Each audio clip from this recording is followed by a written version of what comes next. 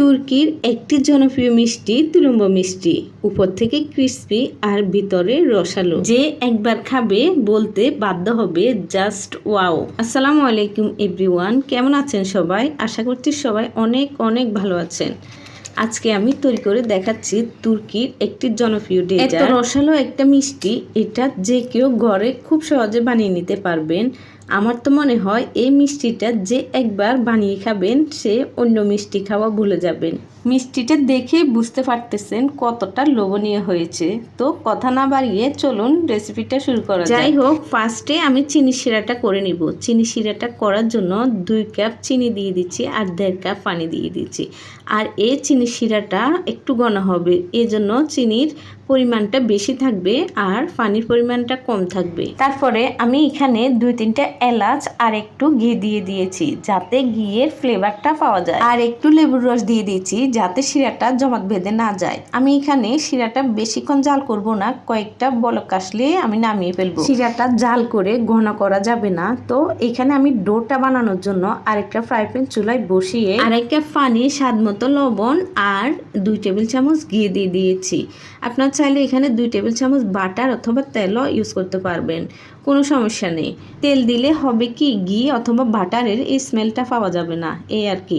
এই তো তারপরে যখন চুলায় বলক চলে আসবে আমি চুলাটা অফ করে দিব। অফ করে এখানে টোটাল 2 কাপ ময়দা দিয়ে আমি মিশ্রণটা খুব ভালোভাবে মিক্স করে নিব। আর 1 কাপ পানির জন্য 2 কাপ ময়দাই ব্যবহার করতে হবে, কারণ ডোটা বেশি শক্ত হবে না, ডোটা নরম হবে। নেড়ে চেড়ে ডোটাকে এরকম করে নিয়েছি। এবার চুলা থেকে নামিয়ে আমি ডোটাকে একটু ঠান্ডা করে নিব। এবার আমি এখানে দিয়ে দিচ্ছি একটা ডিম। ময়দার মিশ্রণটা পুরোপুরি ঠান্ডা করে অথবা কুসুম গরম থাকা অবস্থায় ডিমটা দিতে হবে। গরম থাকা অবস্থায় এখানে ডিমটা অ্যাড করা যাবে না। এই তো আবারও এই ডোয়ের মধ্যে আরেকটা ডিম দিয়ে দিলাম। ডিম দিয়ে আমি স্প্যাচুলা দিয়ে খুব ভালোভাবে মিক্স করে নিচ্ছি।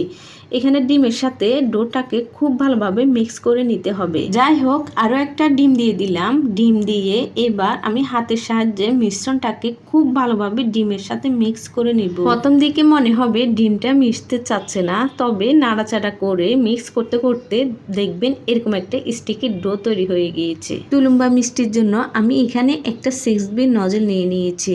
আপনারা চাইলে অন্য নজলও নিয়ে তৈরি করে নিতে পারেন। এবার নজলটা একটা পাইপিং ব্যাগে নিয়ে মিষ্টির ডোটা আমি এই পাইপিং ব্যাগে নিয়ে নিচ্ছি। সবগুলো মিশ্রণ একবারে দিব না, আমি অল্প করে দিয়ে নিচ্ছি। পাইপিং ব্যাগটা যেন পেটে না যায়, আমি সেফটির জন্য আরো একটা পাইপিং ব্যাগ ব্যবহার করছি। পাইপিং ব্যাগের মাথাটা কেটে আমি চলে যাচ্ছি চুলাইতে তুলুম্বা মিষ্টিগুলো তৈরি করতে। চুলায় একটা প্যানে পর্যাপ্ত পরিমাণ তেল দিয়ে আমি চুলাটাকে মাত্রই ধরিয়েছি, তেলটা ভালোভাবে গরমও হয়নি। এই পর্যায়ে আমি তুলুম্বাগুলোকে তেলের মধ্যে ছেড়ে দিচ্ছি। একটা কেচির সাহায্যে আমি তুলুম্বাগুলোকে একই মাপে কেটে কেটে তেলের মধ্যে ফেলছি। দেখতে পাচ্ছেন তেলটা কিন্তু খুব একটা গরম না, মিষ্টিগুলো ছাড়ার সঙ্গে সঙ্গে বুদবুদ ক্রিয়েট হচ্ছে না, খুবই ধীরে ধীরে হচ্ছে। সম্পূর্ণ তুলুম্বা দেওয়া হলে আমি চুলার আঁচটাকে বাড়িয়ে মিডিয়াম টু লো এর মাঝামাঝি রেখেছি, কারণ তুলুম্বাগুলো খুব ভালোভাবে ভেজে নিতে হবে যেন উপরটা খুব ভালোভাবে ক্রিস্পি হয়। উপর থেকে যদি ভালোভাবে ক্রিস্পি না হয় তাহলে তুলুম্বাগুলো শিরাতে দেওয়ার সাথে সাথে নেতিয়ে যাবে। প্রায় 6 থেকে 7 মিনিট পর্যন্ত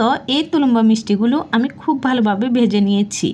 ভাজা হয়ে গেলে তেল থেকে উঠিয়ে সরাসরি শিরাতে দিয়ে দেব। যাই হোক, তুলুম্বা মিষ্টিগুলো থাকবে একেবারে গরম আর শিরাটা থাকবে একেবারে ঠান্ডা, তাহলে দেখবেন তুলুম্বাগুলো একেবারে পারফেক্ট হবে। আপনারা চাইলে তুলুম্বাগুলোকে আরো কালার করেও ভাজতে পারেন আর চাইলে আরো কম কালারও করতে পারেন। আমার কাছে এই কালারটাই একেবারে পারফেক্ট লেগেছে, তাই আমি এটাই করেছি। উল্টে পাল্টে তুলুম্বাগুলোকে 1 মিনিটের মতো ভিজিয়ে রাখবো, এর বেশি ভিজানোর প্রয়োজন নেই। এই অল্প সময়ের মধ্যে তুলুম্বাগুলো শিরাটা স্যুপ করে নেয়। শিরাটা কিন্তু একদমই ঠান্ডা থাকবে আর গরম গরম তুলুম্বাগুলো শিরাতে দিয়ে দিতে হবে।